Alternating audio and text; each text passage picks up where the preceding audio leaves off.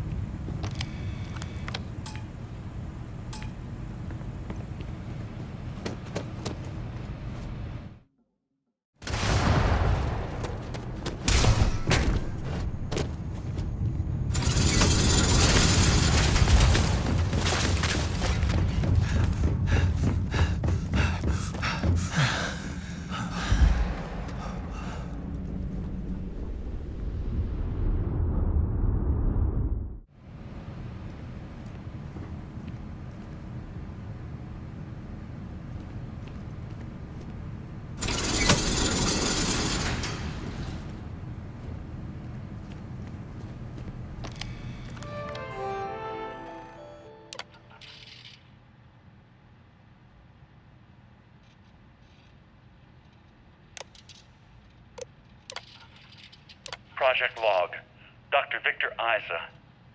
We turned on the prototype today. The gravitational field around it began to fold as we long suspected. Complete reversal of gravitational pull was observed on dozens of loose objects around the lab. I'm setting up a meeting with the directors to propose a larger test. The prototype proves we don't need the original anymore, but further work is going to have to take place in space. Somewhere with abundant helium-3 and with a civilian partner. Someone with access to large-scale manufacturing resources and computational equipment. Engineering gravitational folds pulling the far side of the solar system closer to us? It's all going to be possible. Project Log, Dr. Judith Tatien. I watched the grav drive tests from the moon today. It was the first time we were able to talk to the team at Nova Galactic directly. So many things were under wraps before, but now everyone wants all the publicity they can get. I'm already seeing proposals for manufacturing androids of drives, expeditions to Alpha Centauri and beyond. It's also overwhelming and worrying. It could take years, decades, before we know what all the side effects of operating a grav drive can be. But no one wants to hear that right now. Like a bunch of pioneers racing towards the edges of the frontier without knowing about the grizzly bears in the mountains. Off in the history books.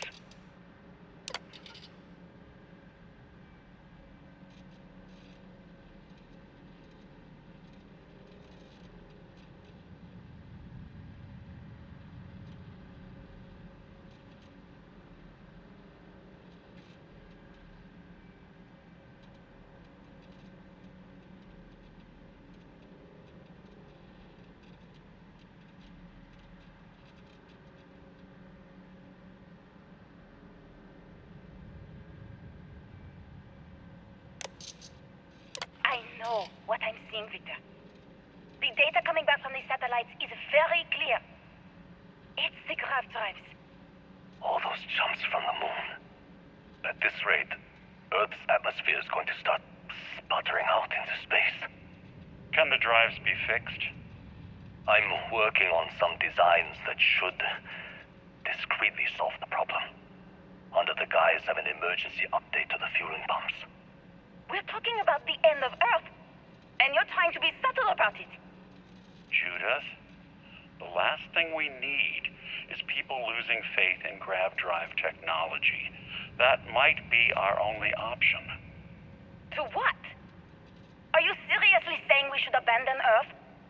The timeline is under 50 years. A blink of an eye for a planet, but more than enough time for a human exodus. And what do we tell people? We say it's an act of God, one that science has found a solution for.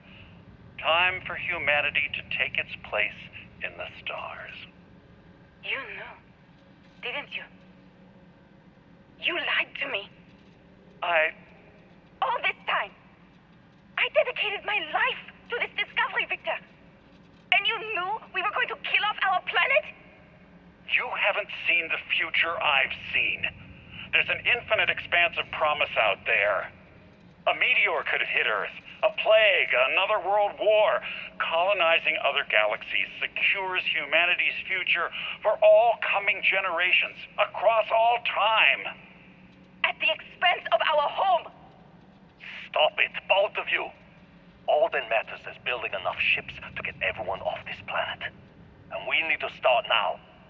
I'll draft up a statement. We'll need to address the entire international community. I'm sorry, Judith. There isn't a planet in this universe that will be far enough away from you, Victor. We are never speaking again after this is over.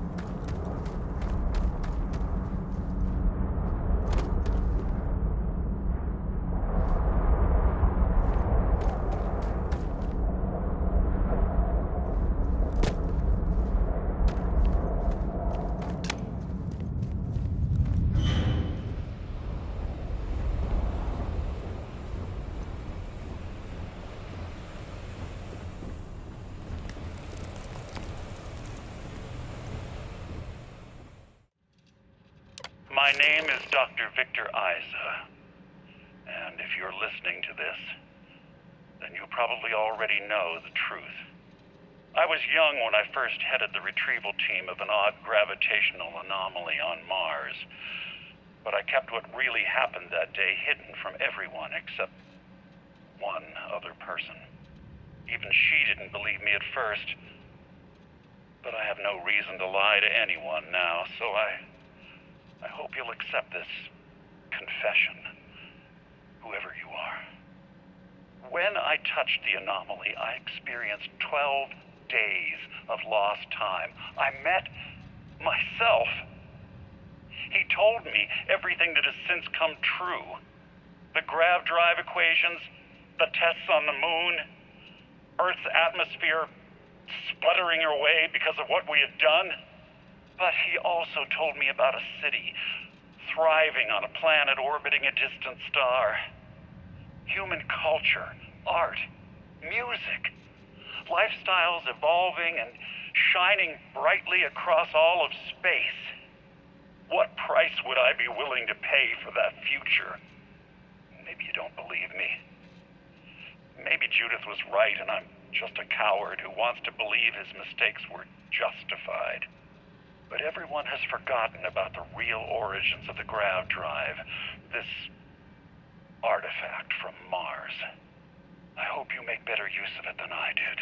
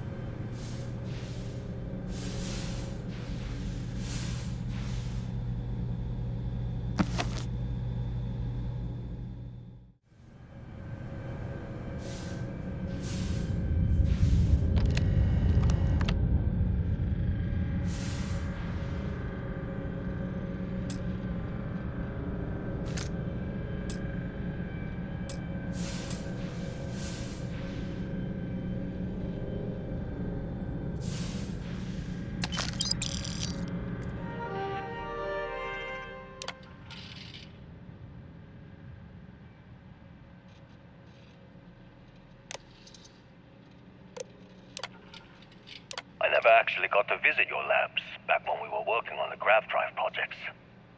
Seems like ancient history now. Only thing we're doing these days is launching weather satellites. Guess this is as good a retirement as any. Now, Project Demeter, you want our help manufacturing scanners to better track these new meteorological patterns we're seeing. Our guess is that the poles might be naturally shifting, causing some gravitational fluctuations that are throwing off our old models. Why do you need the scanning tolerances to be so small? What are you trying to find? I just want to be sure. It's not like we're